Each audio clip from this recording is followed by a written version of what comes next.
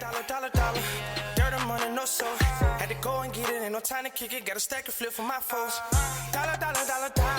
Please tell me you can hear me. Don't turn your back and don't neglect me. Just let me know if you need me.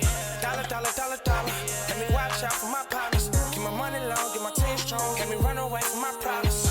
Yo, what's good, original crew, man? We're back, baby. Yeah, we're back. Guess who's back? Back again. JD's back. Hey, man, we got new Mr. Ballen, man. What happened to their heads will leave you terrified for yourself. No, you read it like that. Cause, my bad. What happened to their heads will leave you terrified for yourself. Is that better? The first way was good. I was just like, nothing. Oh, okay. But what is this about? I have no clue. What happened to their heads? I don't know. Child. This could be a go-to episode of Mr. Ballen. I don't know. Sometimes, y'all said it. Y'all said it first. Some of the stories be falling off a little bit, I'm ready for this one because I'm trying to see what's going on. But hey, with that being said, before we get into it, make sure you check out the links in the description box. Excuse me, I'm sorry. Down below. You already know where to go. If you want to first support, all you gotta do is check out down below. Also, if you enjoyed today's visuals, like it with a thumbs up. And let us know in the comment section down below, man. But hey, with that being said, let's go ahead and get into it. Let's check it out. Let's see what's about. You ready? I'm ready. Let's get it. Today, I'm going to tell you 2 wild medical mysteries. But before we get into those stories, if you're a fan of the strange, dark, and mysterious delivered in story format, then you've come to the right place because that's all we do and we upload once a week. So if that's of interest to you, please invite the like button to your wedding, but give them the wrong date, time, and location. Also, please subscribe to our channel and turn on all notifications so you don't miss any of our weekly uploads. Okay, let's get into today's stories.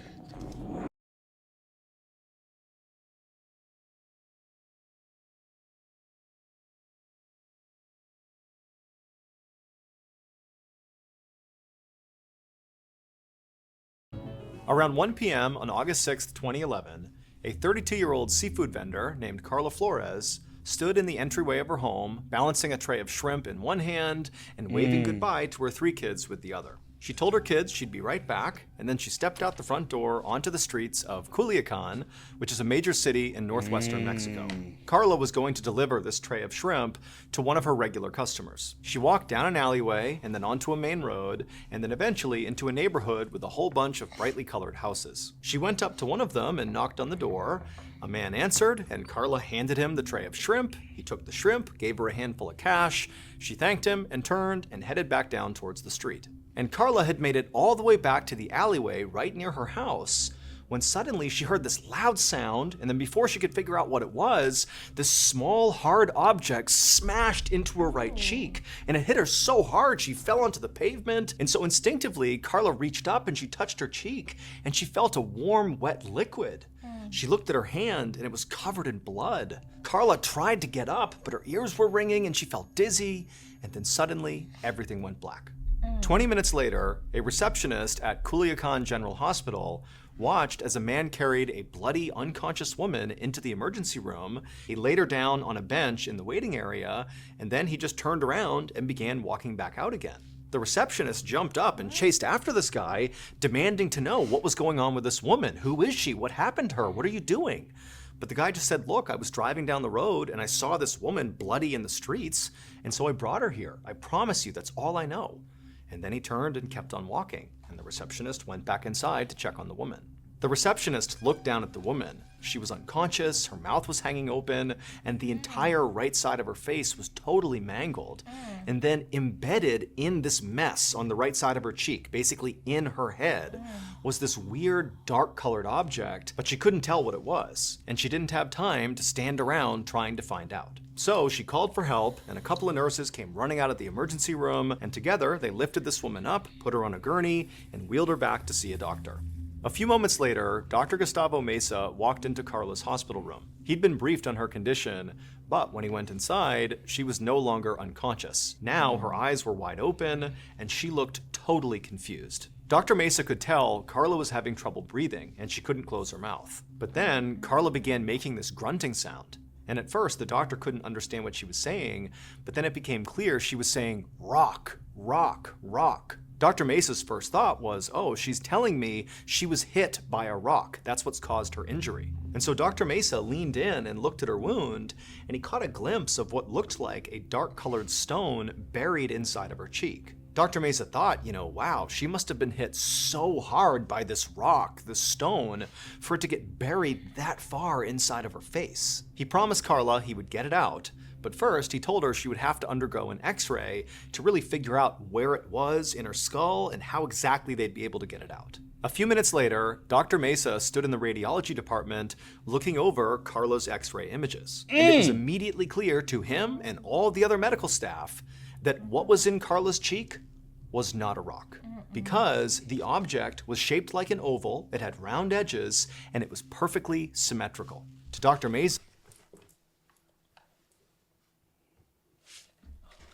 Hold on. shaped like an oval, it had round edges, and it was perfectly symmetrical. To Dr. Mesa, it just seemed far too uniform to be a rock. But he didn't have a better guess for what it was. All he could tell from the x-ray was this object had broken Carla's upper and lower jaw and shattered several of her teeth. And now this object was stuck between her broken jawbones. Dr. Mesa knew it was going to take surgery to get this thing out, but he needed more information before he felt confident operating. So he ordered a CAT scan of Carla's head to give him a more detailed picture of this object. And when the results came in and Dr. Mesa looked at the image, his face went pale. He couldn't believe what he was looking at, but the proof was right there in front of him, and he knew he would have to do something, and fast. So Dr. Mesa ran to the nearest nurse's station and told the nurse to evacuate everybody from the emergency room. Then he grabbed the hospital phone and he dialed a military official. Less than an hour later, Carla was no longer in the hospital. She was now out in the middle of a grassy field, laying on her back, absolutely terrified. An anesthesiologist walked up to her and injected a local anesthetic into her cheek. And suddenly, the agonizing pain that Carla had felt ever since waking up in the hospital was now gone. But her absolute terror was not. Carla knew there were 2 doctors and a nurse standing by to perform an operation on her, but also there were 2 army soldiers just a few feet away from her, staring at her. Carla saw a doctor start to bring a scalpel toward her face, and she had to close her eyes to keep from flinching. She heard the soldiers giving directions and the clinking of surgical instruments. And all the while, Carla kept her eyes shut tight and just tried to pretend none of this was even happening. And after what felt like a lifetime, Carla felt a shift inside of her face, and it was the doctors and nurses pulling this object out of her cheek. Carla opened her eyes, and right above her head, she saw the doctor holding the bloody thing they had just removed from her face. It was a live grenade. That's why she was being operated on, not in the hospital, but out in this open field. Because if it did go off mid-operation, it would at least limit casualties. And that's also why the military was called in to tell the medical staff how to handle this live piece of ordnance in the middle of the operation. After the grenade was safely removed from Carla's face, it was disposed of by the army soldiers. It's believed that the grenade that hit Carla was fired out of a grenade launcher. That would explain the loud sound she heard in the alleyway before it hit her in the face. Luckily though, the grenade's fuse that should have ignited and caused it to explode didn't work. So even though it absolutely was a live grenade, it didn't explode, and so it didn't kill her. It's unknown who shot the grenade, why they shot it, or whether Carla was the intended target or simply in the wrong place at the wrong time. Carla would ultimately lose half her teeth, she would undergo multiple reconstructive surgeries, and she would be left with a huge scar on her right cheek. But she said she was just happy to be alive, and she was forever grateful to the stranger who brought her to the hospital, and to the medical team and the army soldiers who risked their lives to save her. Wow. That's a story, man. Now, I wonder why she kept saying rock. Did she see something and now she can't remember it? You get what I'm saying? Through all everything. Was she trying to give an indication of what possibly had happened? Or she probably or thought that's what hit her. or someone. Or, yeah. It could be. Damn. Yeah, that's crazy. In 2011. I'm just surprised it didn't go off. I'm just like, Fast blessings on damn, blessings, yeah, bro. most definitely. Like, I'm glad for one, while she was there on the ground, it didn't go off. Mm-hmm. Two, while the dude was transferring her to the hospital, it didn't go off. Three, when she was in her emergency room, just laid there, it didn't go off. Four, because you got to think about it. These are all her being repositioned and the shaking of the grenade. And having the X-rays done, like everything. X-rays. It had every opportunity to go off, and it did, and that is such a blessing, bro. Yeah, because it must. Damn. Mm-hmm. Yep. Bro, you know that's a story to tell. See. My bad, y'all. And then you sit there just look at it like, because you like, what's that? Your phone. I know. Sorry, y'all, but yeah. In the mic. I know, right? But it's crazy, bro. Facts. I never could have imagined something like that happening. You know? So, yeah. I wonder how she is today. Yeah. Like just with everything, like mentally, like just trauma. Everything. That's literally trauma someone has to. Because I just be like, like, you don't want to live like that, but you just be paranoid that any little thing can happen. Like, I'm just going to deliver something, going right back home, and just something happens like that. Like how she is as far as like even just walking outside, interacting.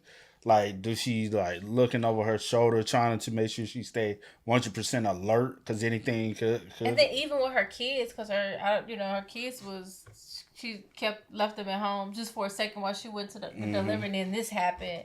And then it's just kind of like, I'm like, where mommy? Like, where, it's so much stuff would have been going through my head. But yeah, that's such a blessing though. Yeah.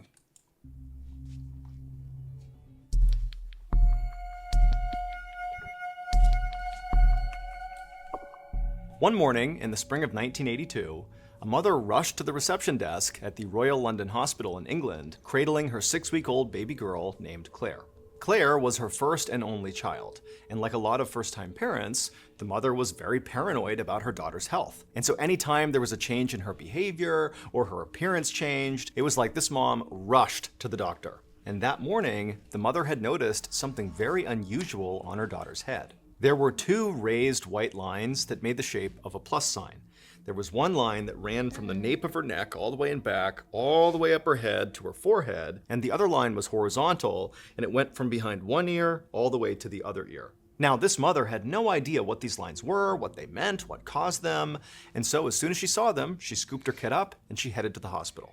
Now, in the past, every time this mother had brought Claire to the hospital, the visit always ended with, "Your child is just fine." But this time, when the receptionist saw Claire's head and saw those lines, she immediately said, "Those do not look normal." And so she handed the mother some paperwork and told her they would get Claire to a neurologist as soon as they could. 15 minutes later, the mother stood in an exam room and watched as the hospital's pediatric neurologist, Dr. Farhad Afshar, examined Claire's head. And after a moment, Dr. Afshar stepped back and he explained to the mother that these raised lines on her daughter's head were something known as bulging fontanelles. So when a baby is born, the bones of their skull are not actually fused together yet. And the thin gaps between these separate skull bones are called fontanelles. And Dr. Afshar told Claire's mom that when a baby's fontanelles begin to bulge like this, it's usually because the child's brain is so swollen that it's beginning to push the skull bones apart. Dr. Afshar told Claire's mom that she had made the right decision to bring her daughter to the hospital. But he was clear that a lot of things can cause a baby's brain to swell and potentially cause these bulging fontanelles, and so in order to figure out what was going on, they would need to order a CAT scan. Claire's mom felt uneasy, but she said okay, and so they did the CT scan, and then a few minutes later, Dr. Afshar came back into the room with the results. And with a grave expression on his face, he told Claire's mother that he had some terrible news. Her daughter had a brain tumor. Hearing this, Claire's mom felt like the entire world was crumbling all around her. She was terrified for her daughter, and she had a million questions.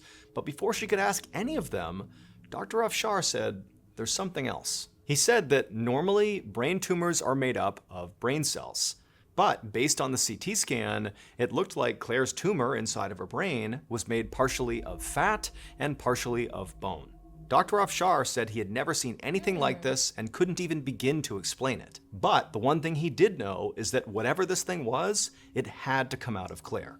Leaving it inside of her head could at a minimum cause serious neurological damage, or at worst could even kill the child. He said it was made out of fat and bone, but that's not a typical tumor, right? Could Claire possibly have been supposed to be a twin? I'm super reaching. Because I'm like a bone with it, you know? So Dr. Afshar told Claire's mom that she only had really one option. Claire needed brain surgery. Even though the operation was very risky for a child as young as Claire was, it was the only way they could figure out what this mass actually was, and it was the only way to get it out. Soon after their conversation, Dr. Afshar was standing in the operating room with Claire sedated, laying face down on the table in front of him. Dr. Afshar made an incision across the back of Claire's head. Then he cut a rectangle into her skull, essentially creating a small door. He opened up that door to see the bottom of Claire's brain. He delicately moved the left and right hemispheres of Claire's brain slightly apart so he could reach the section where the tumor was. And that's when he got his first glimpse of this strange mass. He grabbed it with a pair of surgical tongs and gently tugged, and he was surprised at how easily it began to slide out. And slowly it came into the light. And when Dr. Afshar finally got a full look at what this thing was, he was so stunned he just froze, staring at this thing that seemed impossible. And so after setting this strange mass aside, Dr. Afshar closed her skull, stitched her head up, and then sent her to the pediatric ICU. Claire laid unconscious in a hospital bed with her mother by her side for weeks. Meanwhile, Dr. Afshar ordered a genetic test on the mass he had removed from Claire's brain. And it turned out Claire was not an only child like her mother thought. She was actually a twin. And the mass that Dr. Afshar had removed from Claire's brain was her twin sibling's fetus. Claire had an extremely rare condition called fetus in fetu. Fetus in fetu occurs in the very early stages of a twin pregnancy when cells don't divide properly and one fetus becomes enveloped by the other. The enveloping twin looks like a single baby, but they're actually born with their sibling's partially developed fetus still inside of their body. The fetus in Claire's head was 5.5 inches long. It had 2 arms, 2 legs, but its head hadn't formed yet. And Claire's case was extra rare because her twin's fetus was found inside of her skull. In all of global medical history, intracranial fetus in fetu had only ever been recorded 18 other times. And it was thought to be a fatal diagnosis because to this point, all the others who had it had died. But after 2 weeks in the ICU, Claire woke up. And a week after that, she was healthy enough to go back home. And by 18 months old, she had fully recovered and had no lingering neurological problems. As far as the medical literature suggests, Claire was the first person to ever survive having her own twin removed from her brain. What the absolute... Claire. That's crazy. And that's why I said, like, when he said it was bone and fat, I was like, oh, gotta be, that was supposed to be a twin. It only made sense. It only made sense from there. Like, what the absolute... That's crazy. That's insane. Because I've never heard of like that happening. Now, maybe somebody's born, they have an additional arm. It's like, hey, they were supposed to be a twin. Got to cut that ligament off because it's, you know, or it's of some type of nature.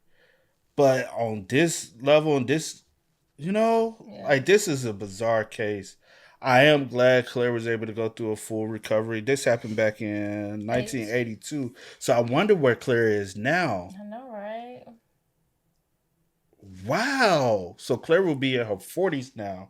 And she's still with us. She'll be in her 40s now. Matter of fact, she'll be what, 42?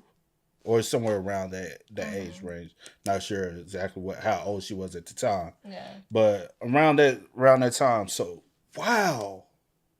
That's crazy. And then, like, that's like a story you said, to tell. And like he said, to be able to even survive, like the surgery, survive the whole ordeal, and make a full recovery. And before that, like he said, before then, all the other cases were fatal because they probably didn't, you know what I'm saying? Now I wonder, did that change, if any other cases happened after that, did they change how they approached the situation? Did they go in and say, hey, we can be able to successfully remove this out of the child because it has been done before? You get it? Because a lot of times people, with lack of knowledge and lack of understanding information and knowing that it has been done before, they won't go through doing it. You know? Yeah.